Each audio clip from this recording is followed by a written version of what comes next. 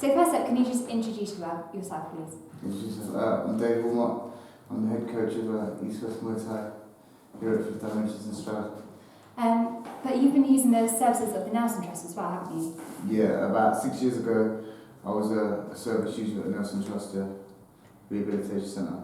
So what first of all brought you to the Nelson Trust? My care worker in Luton, I come from Luton, and my care worker, because I was having trouble at the time, she offered me the chance to go and see Nelson. So I went to see Nelson. As everyone's aware, Nelson's a drug rehabilitation centre, obviously.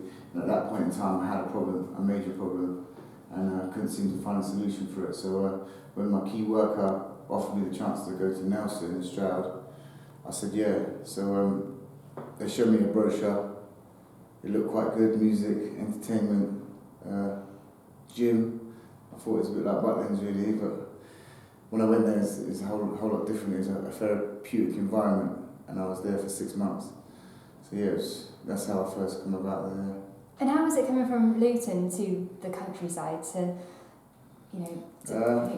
kind of come through what you've been through? Luton town's got loads of sirens, and Stroud's got a lot of birds and bees. So that's like the difference. But yeah, it was coming from 100 mile an hour to like 5 mile an hour in your head, sort of thing. Like the environment up here, it's kind of peaceful. There's loads of hills, valleys, cows, and all that sort of stuff. And where I'm from, there's like high-rise flats, chaos, siren. It's all that kind of like the fast-paced stuff. So I think for me it was nice to be able to sit down and chill for a while. Do you know what I mean? I mean, I'd say physically chill, but mentally I wasn't that chilled. But it kind of set the pace for what was going to happen in the next 6 months. So yeah, it's different, but different's good. It was needed at the time for me anyway. And if you don't mind me asking, can you take me back to the beginning? Like, when did your addiction start?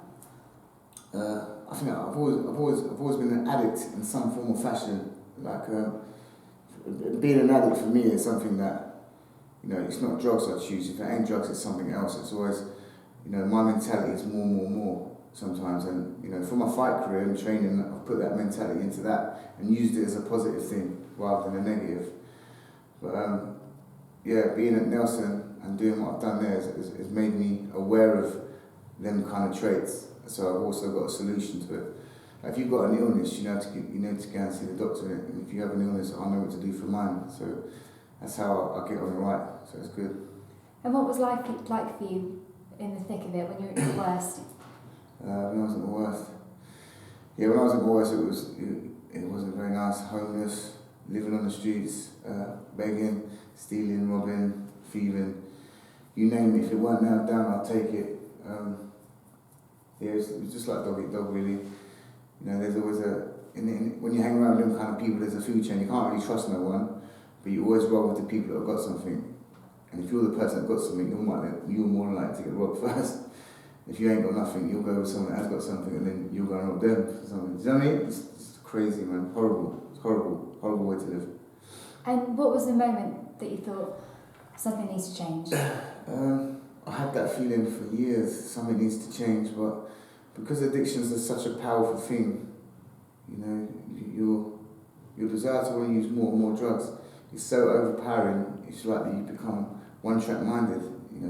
You wake up in the morning, it's the first thing you do.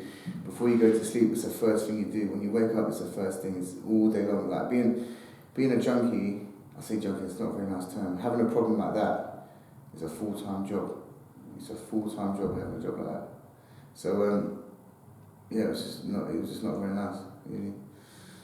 And what kind of drugs were you using, if you don't mind me asking? I wasn't too picky. I used anything from alcohol to heroin to crack cocaine to pharmaceutical drugs. Yeah, anything, any substance that would change the way I felt. That was it, sort of thing. And how did the Nelson Trust help you? What sort of services did they provide for you? The Nelson Trust, I had funding, so when I went to them, like I said before, when I first read the brochure, it was like a Butlins brochure, and I couldn't wait. I was so desperate at the time. When they offered me that, I thought, yeah, I'm going for it. No matter what happens, I'm going to go. I'll drop everything and leave, and I did. And when I got there, it was just like, I remember I used to wear a hat, and I used to put my hat down so no one could really see me. And I went into the dining room for the first time, and like when you walk in the room and no one knows you, everyone's stares at you and you just think, what am I doing? But after a while, you start talking to people. After a couple of days of getting to know some faces and start talking to people, you realise you're in a room full of people that have got the same problem as you, and that's the biggest relief going. Because when you're on the streets, your care worker just thinks you're crazy, your parents disown you, your friends will walk the other way when they see you come down the street. The only person that really wants to talk to you is a dealer because he wants your money. But when you're in an environment like that, you can look around clean and go, these people are just like me. And you're not the only one with the problem. Because for years I used to think I was the only one with a problem. Until you start talking to people and you can identify with how people feel about things and what they've come through and what they've been through. And you think, it's a relief to know you're not the only one. Because when you think like you're the only one with a problem, you think the whole of society is against you and you can't tell no one. So that secret becomes really big and it grows and it's like a cancer in your body. So having other people there was just like oh God, I'm not the only one.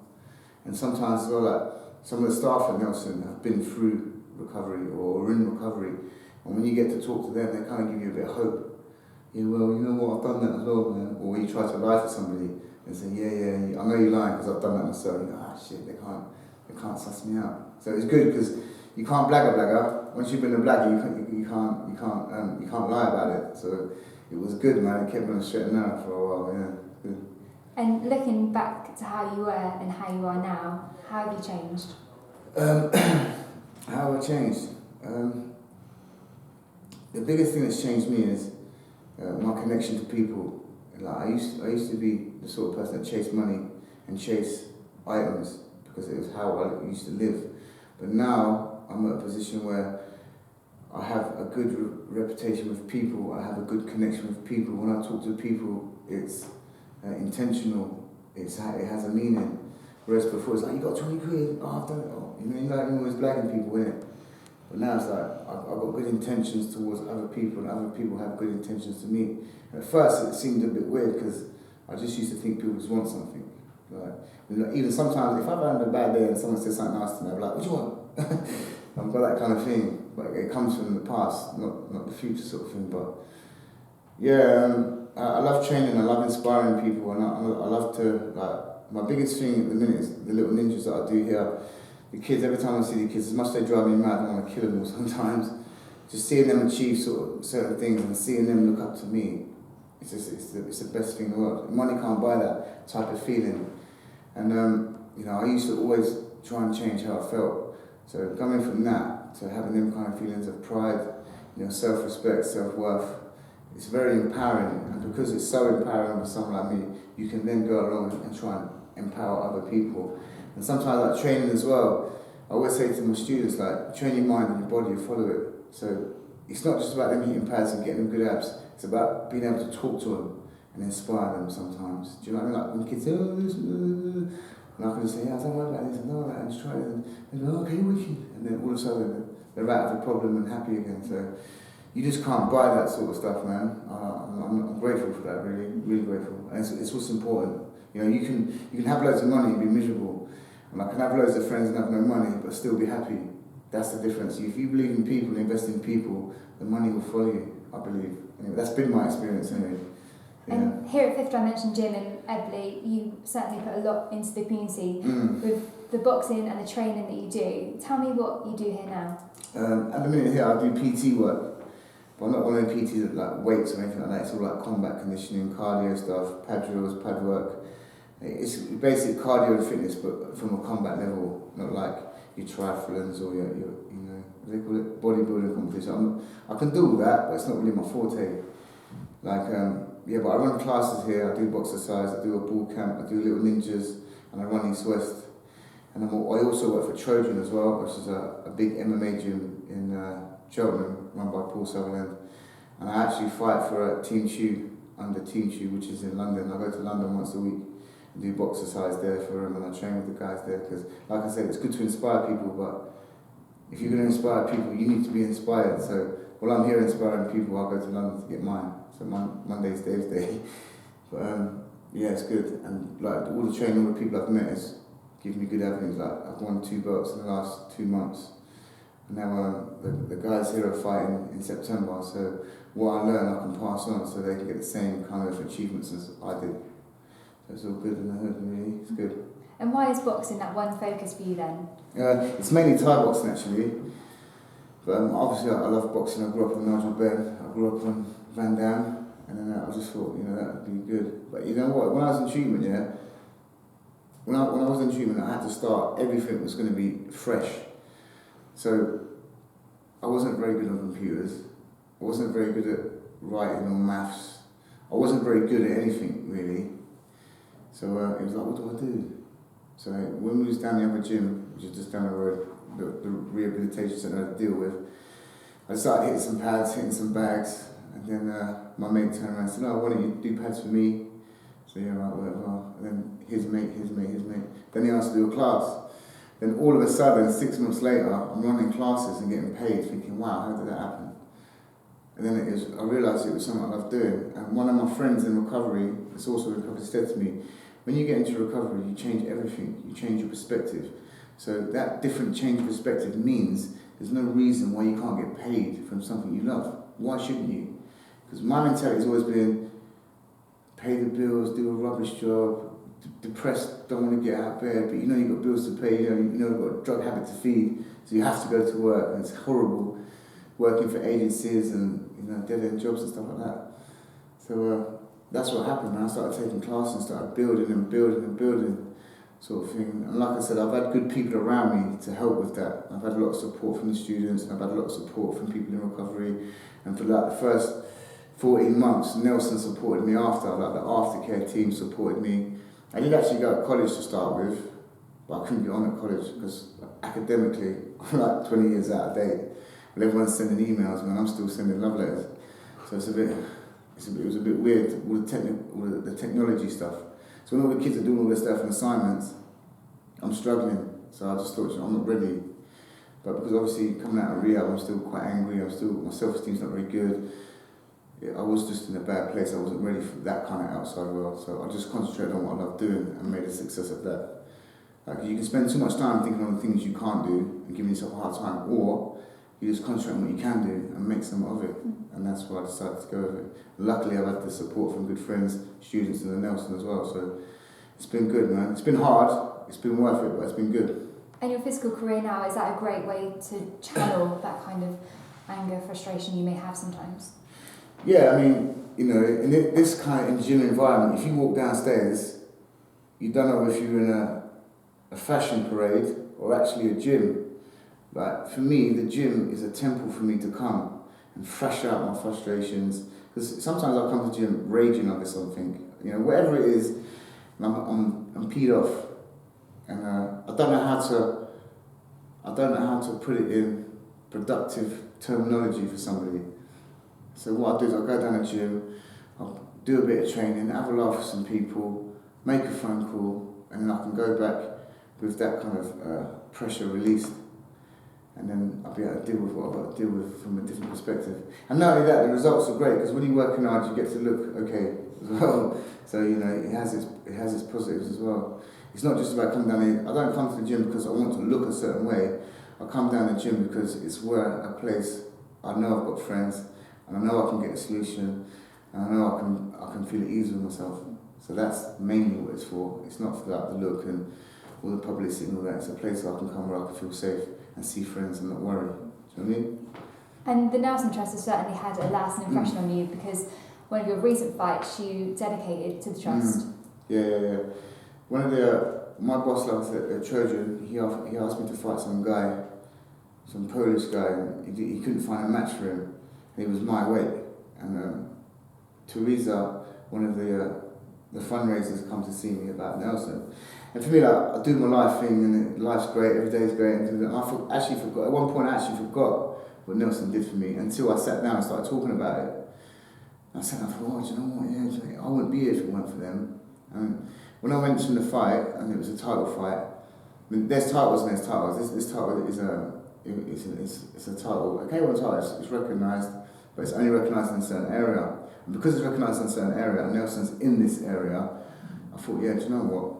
Leaving here, I thought I'd dedicate the fight to it, because people always say, I'm grateful for this and I'm grateful for that, but grateful is just not a word. Grateful can be an action. So I think it was a sign for, after talking to Teresa and she interviewed me as well, I just felt that it was right to do something for them and get some publicity for them. And you know what, who knows, man, they said they're going to put it on their website and blah, blah, and someone in the treatment centre might be on his second day there thinking, what am I doing here? This is mad. They might just see my story and go, I want to do that. And when they say that, I'll be right here waiting. So hopefully it will inspire other people as well. But I just thought it was the right thing to do, to donate it to charity and win the belt for the Nelson. So yeah, it's good. And finally, for people out there that look to your story and are inspired by it, what message do you have for people with addiction that want to power through the other end? My message to people in addiction is, I would say to people, anyone with a problem that don't know what they're doing, seek the help, speak to the right people. There's a lot of fellowships out there, there's a lot of treatment centres out there, and for me, living without drugs was the scariest thing in the world. Like, I can't explain it I can't put it in words how scary that is. Imagine if you've got a fear of being naked and someone asks you to go on a nudist beach. You're like, no way! That's what it's like. So when someone says you can be clean, but you go, oh, clean, yeah, but I can drink, or I can take that, or I can take this. But no, being clean is like nothing. So all the issues, or all the reasons you use drugs on to hide from, you take away the drugs, you can't hide. And you have to get to know yourself. And you have to develop yourself in such a way where you can live in society without getting in trouble. Do you know what I mean? Or arrested, or do you know what I mean? Whatever it is. So it's quite hard, but it can be done. And the best way to do it is every single day at a time. One day at a time, because days turn into weeks, weeks turn into months, and months turns into years. And if you're taking everything a day at a time, nothing seems that far off. If you think 24 hours, yeah, no problem. If you think 6 years, you think, oh wow, that's long. Wow. But every single day, one at a time, 24 hours. If it ain't 24 hours, 2 hours. If you can't do 2 hours, do an hour. If you can't do that, do half an hour. Just slowly, step by step. You can't build anything that's worth doing doesn't come easy and it doesn't come quick. It takes a long time. And I think my message to people is take your time and get through it, because it is achievable. As much as they might say, oh, I can't, you can always change your perspective and change a can't to a can. I tell that to my students when they say can't. They get 50 push-ups for that word. Because once you tell yourself you can't, you're never going to do it. If you turn around and say to yourself, yeah, it's hard, but not yet, then there's a light to say it's achievable. So when you start telling yourself you can't, it's like a subconscious no. You're stopping yourself. So I never let people tell me that they can't. I say there's trained and there's untrained, and it's like recovery. Because I'm in recovery now, and I'm out of the Nelson, I've been for a while, I still have to train my recovery. I do my meetings, I speak to my friends and stuff like that. So I've got like 2 different people in my life. I've got people and friends and family, and then I've got my recovery family. So anytime one of the 2 is getting on my nerves, I'll call one or the other. So I've always got like a solution to anything. But that'd be my message to anyone that's struggling, man. Get some help and just take one day at a time. That's it. It's that simple. One day at a time. Thank you very much. Cool. Is that it? That's it. You're almost the